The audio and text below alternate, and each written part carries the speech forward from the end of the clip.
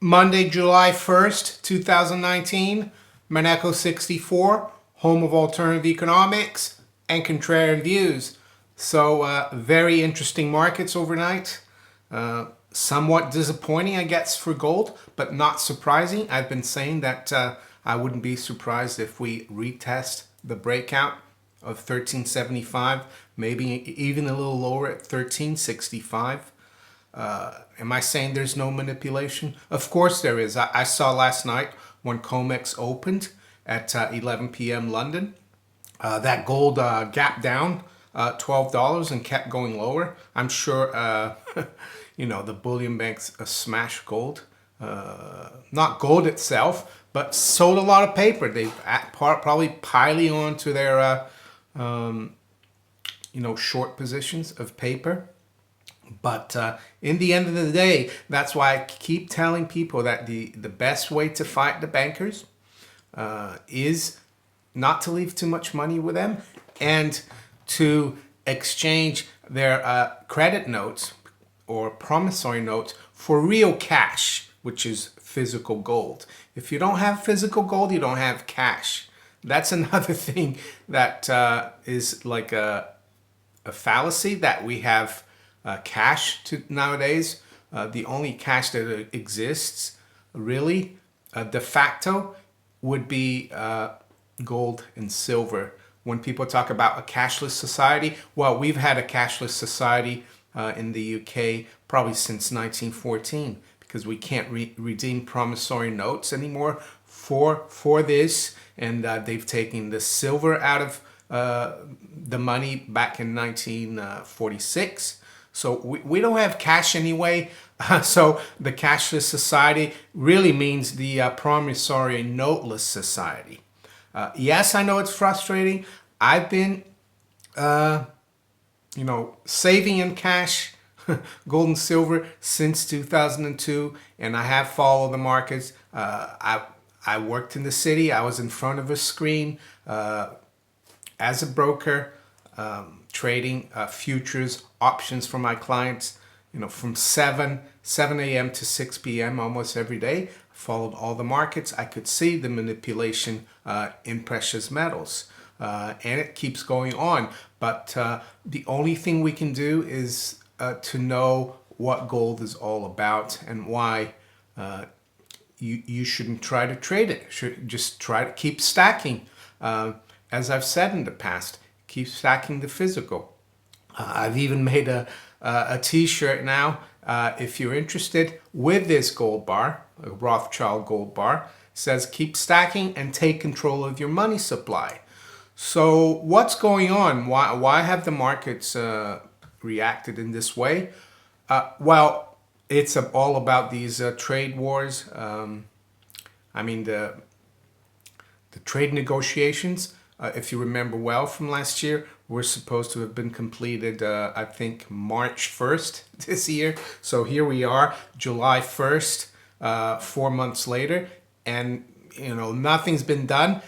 I personally think this is just another false hope, so to speak, for the markets. Bloomberg says U.S. winning trade war after reviving China talks. Trump says stocks jump with yuan on trade truce, oil surges, markets wrap. What we've seen as well is that bond yields have risen a bit, so bond prices have dropped. The 10-year yield is actually risen not that much, 4 basis points, still at 204. The 3-month has risen, actually hasn't moved. It's at 210. I saw a headline saying that people are going to rethink a rate cut. I think the Fed's still going to cut rates. Fed meeting this month is July 30th, July 31st. So we're going to have to wait another month. So I think they will still cut. But I saw some articles. One article yesterday saying that the G20 communique might sound good, that they're back on track, working on trade. There's a ceasefire. Trump gave in on Huawei, but I think it's all just for show. These leaders. Can you trust them? The people who lie about everything? I don't. So there's another article here in the FT today saying G20 relief. It's only relief. But experts say trade ceasefire might be temporary. Global economy likely to slow further despite truce between US and China. And today as well, we've had some data from China. The Chinese PMI, right? The Purchasing Managers Index. It's called Caixin Manufacturing PMI. And a number below 50, as I've said, is a contraction. So the Chinese number was expected at 50. It came out at 49.4. The next recession, which I think we are about to embark on, it's all going to be blamed on the trade dispute or trade war. They're going to blame Trump for it, in my opinion. I think the recession is going to happen just because of credit cycles. Central banking credit cycle. And I think it's going to be a bad one. So I wouldn't be get angry. I have gotten angry in the past, frustrated. But it just gives you an opportunity to keep stacking and protecting yourself.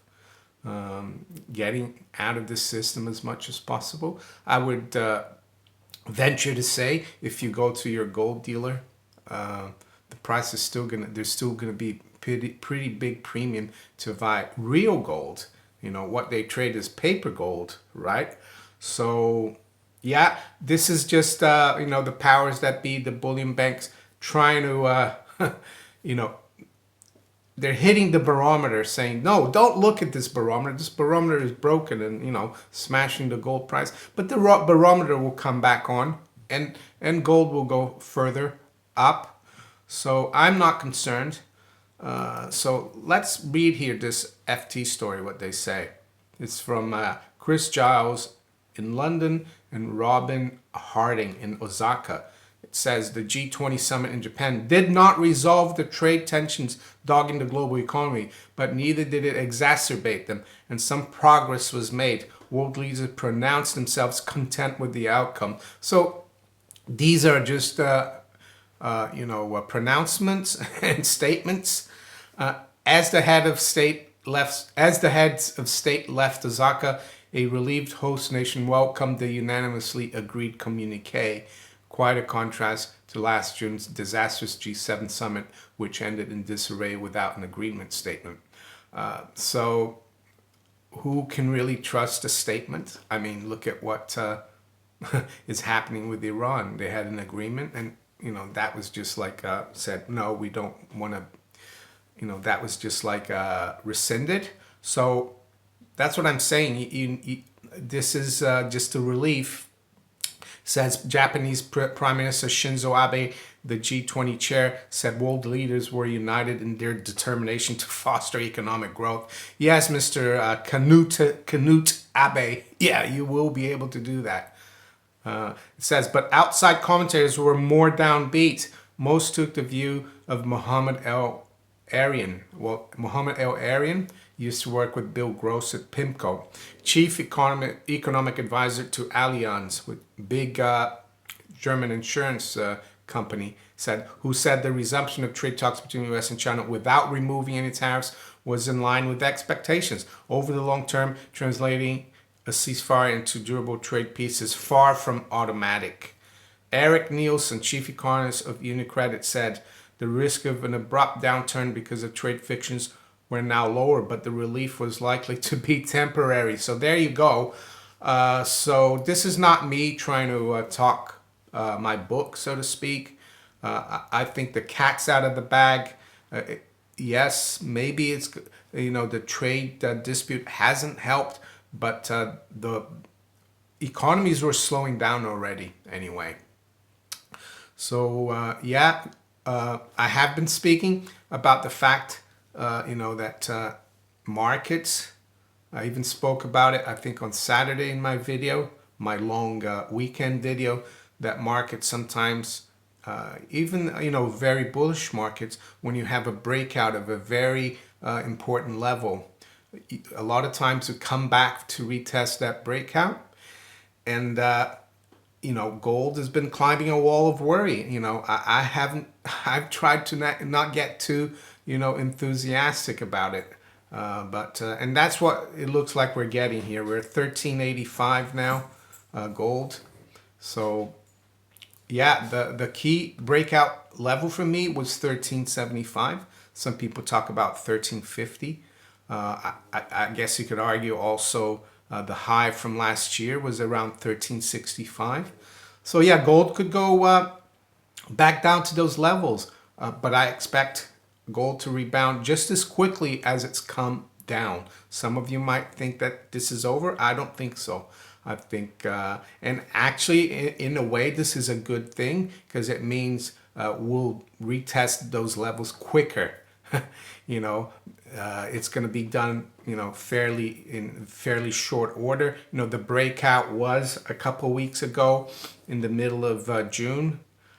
So here we are right in the beginning of July, and it looks like it's going to be retested. So that's, in a way, that's a positive, in my opinion.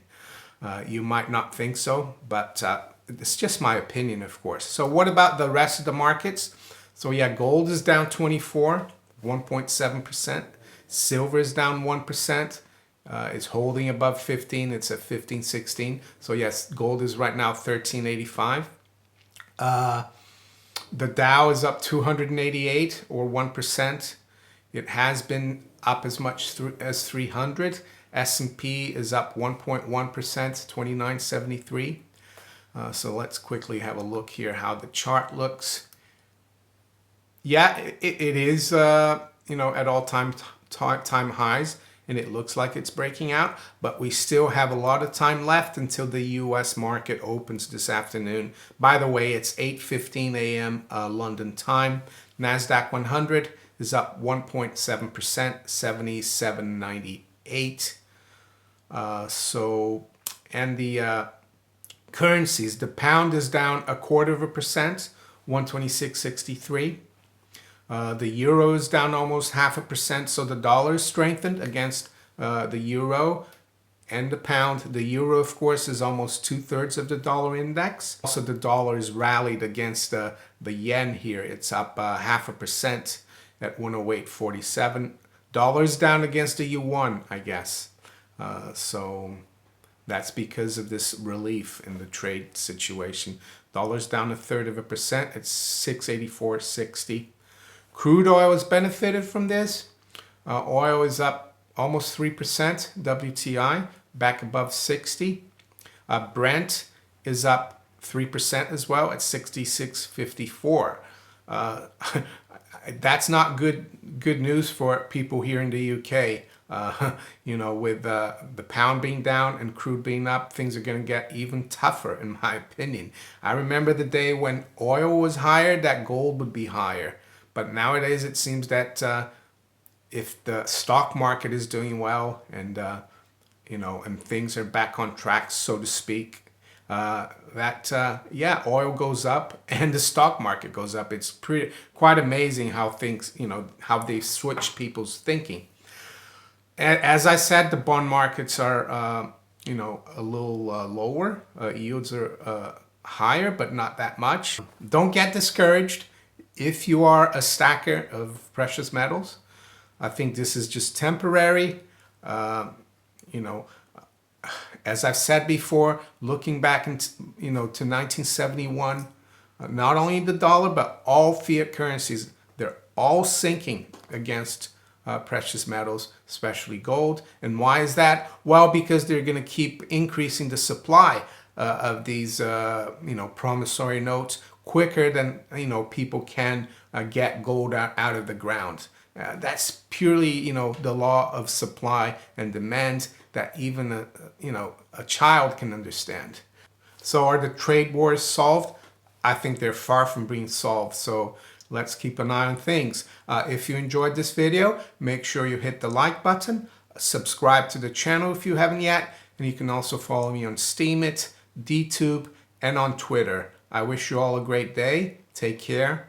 Bye.